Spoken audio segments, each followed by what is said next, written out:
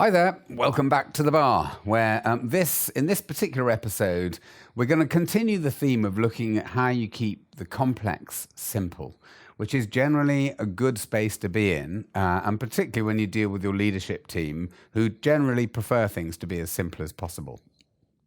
So what I want to look at today is risk and issue management, and specifically risk.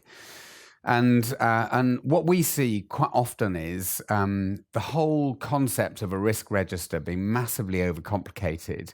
Now, in some organizations, that may well be absolutely the right thing to do, with all sorts of dimensions to a risk being analyzed and being made as scientific as possible.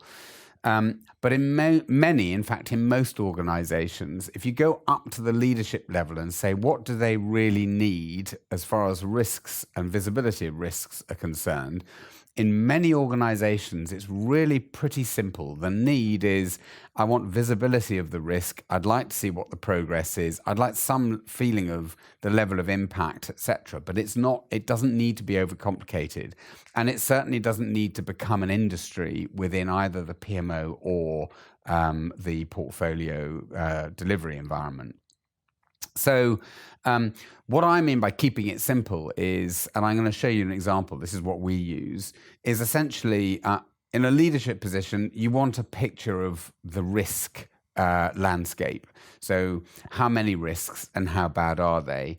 But actually, I don't need to have a huge amount of information about those risks. So in here, I've got a description. I want to see whether there's a mitigation. So if there isn't a mitigation, that's a worry for me. But I can keep it really all pretty simple. What is the risk? I expect it to be articulated.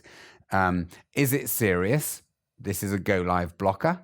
Does it have a mitigation? Are any of those mitigations closed? And actually, if I want to look at sort of specific types of risk, as long as I can see, so in this case, I want to see customer-facing risks that have a commercial impact with a score of more than 16, then as long as I can see that and I can see the ones that I need to worry about, I'm happy. And actually, you don't need to overcomplicate the risk register and the analysis of risks. Keep it simple. It's going to be much, much easier to manage and deliver. Good luck with it.